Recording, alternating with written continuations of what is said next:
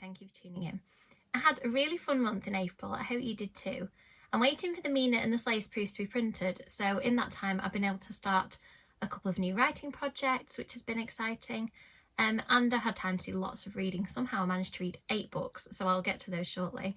But first I wanted to share with you, I went to my first awards ceremony and I actually won the award. So I was nominated for Best Debut Novel in an absolutely amazing category.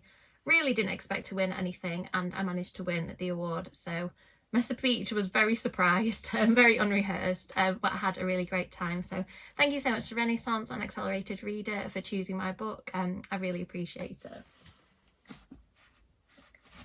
Another exciting thing that happened in April, it was announced that I'm going to be attending YALC in person in July.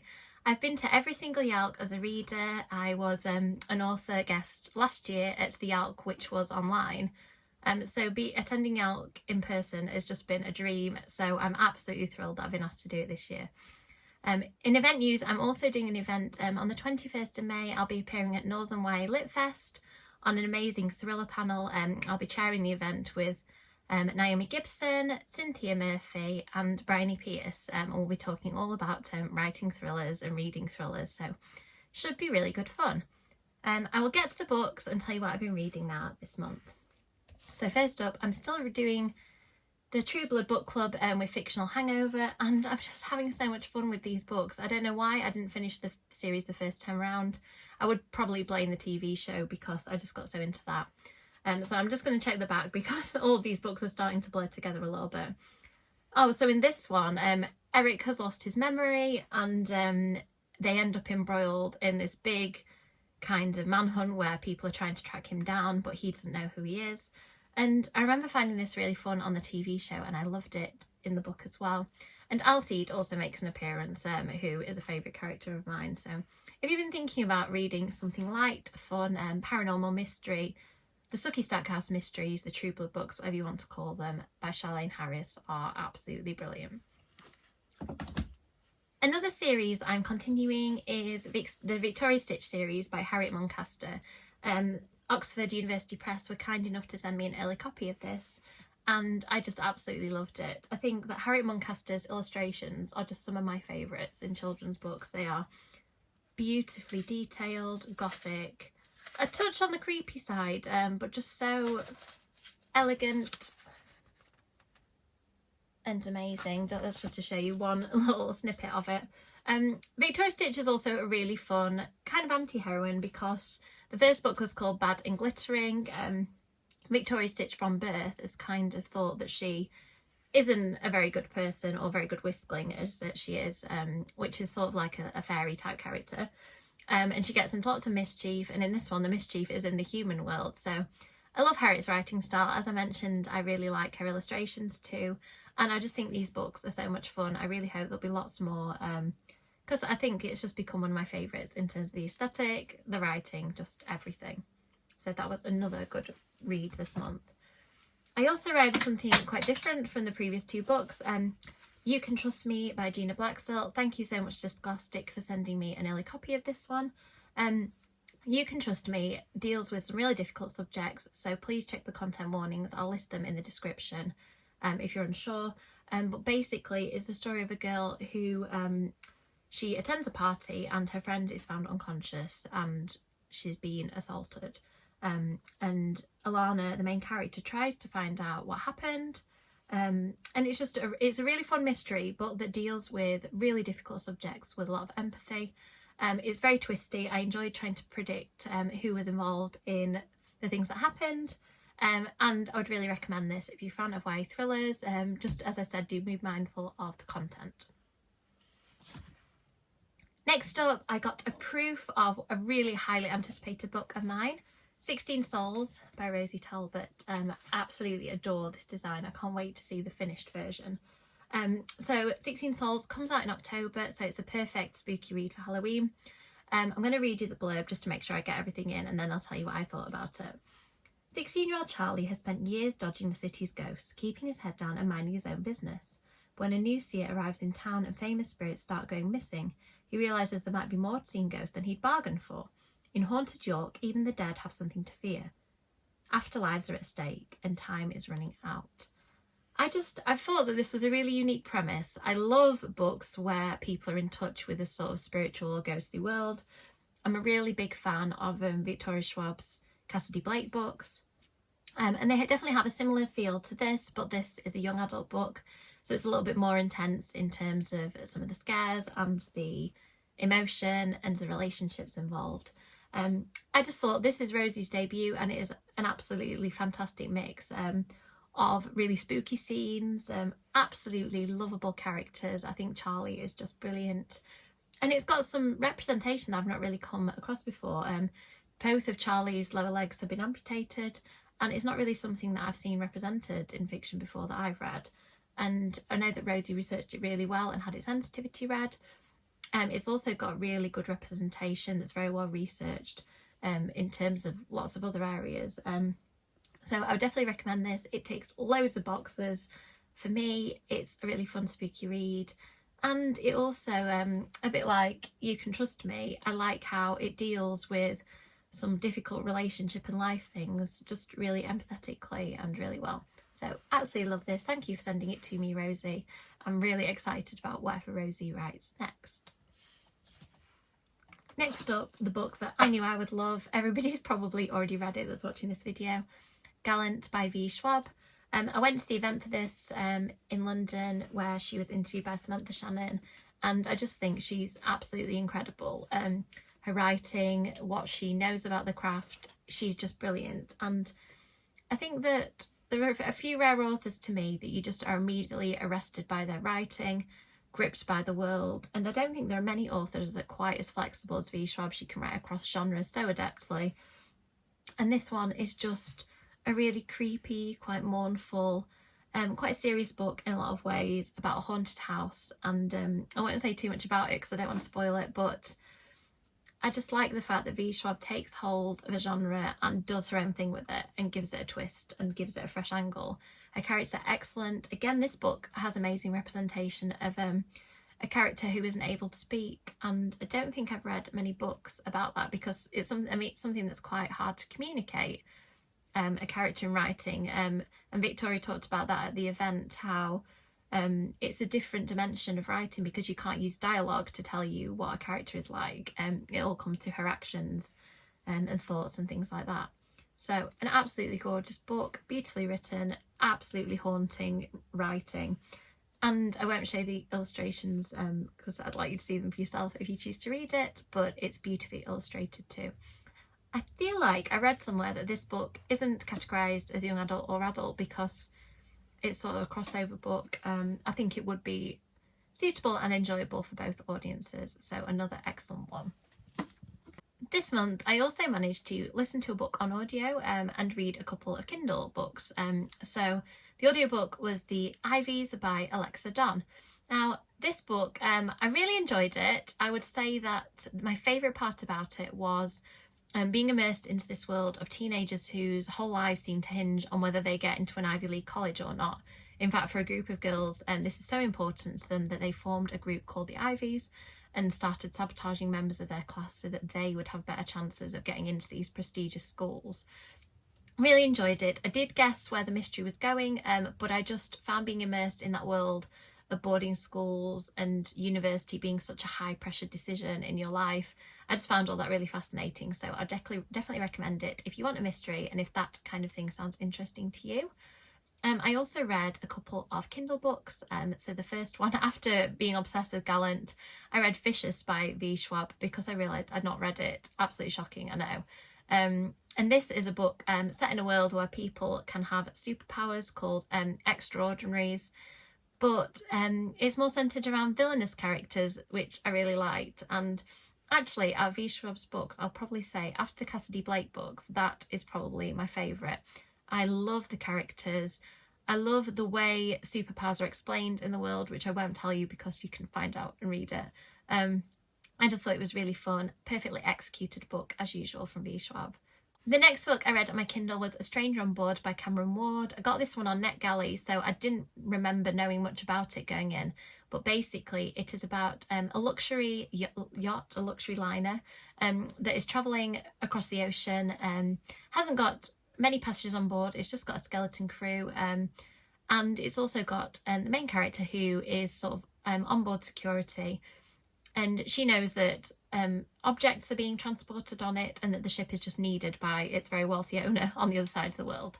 I think probably I picked this book just because I was thinking I've never read a book set on board a ship before. And I just found the mystery absolutely thrilling because of that they are trapped on the ship.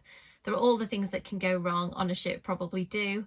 And I just thought that the isolation aspect was fun. The mystery was brilliant. It's one of those where obviously there's only a limited number of people involved, so you have to figure out who is responsible. And I didn't go into it knowing much, but if you enjoy adult thriller novels, it's a really good one. I'm also currently reading 2 books. I promised myself I was going to stop doing this and then just carried on reading a load of books at the same time. I've just started Such a Good Liar by Sue Warman. Sue is an absolute insta-buy author for me. This comes out next week, so I'm hoping to finish it before then.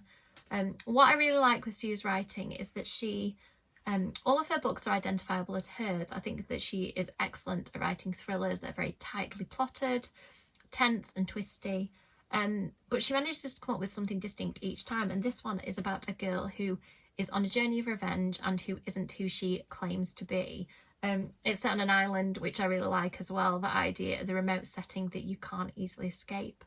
I just think so far it's really fun, a little bit dark, and I'm really enjoying it. So this is top of the TBR for next month. I'm sure I will finish it. I've also nearly finished Teacher's Pet by Richie Tankersley-Cusick. As at the time of filming this on Saturday the 30th of April, the Point Horror Book Club with Kendara Blake is on tonight, so by the time you watch this it will already be available to watch. Kendara Blake and Shelley Toy will be discussing this book. I'm sure it'll be a great discussion. I'm going to try and make sure I read it by the time I watch the chat. If you're interested in Point Horror Book Club, Shelley does interview a brilliant author every month, and we read a point horror and then chat about it on Instagram Live. It's really fun. Another thing I want to say before I go on to talking about the books I'm planning to read this month, I am currently running a giveaway. So on the subject of point horrors, I found that I have 2 extra copies, well, 1 extra copy of each of these. The Cemetery by D. Atkins, check out the author's name, probably one of my favourite pen names in history. And Trick or Treat, also by Richie Tankersley-Cusick. 2 that I really remember enjoying, probably so much that I accidentally bought them twice. So if you're interested in winning a copy, head over to my TikTok and find out how you can do that. So, on to the books that I'm planning to read this month.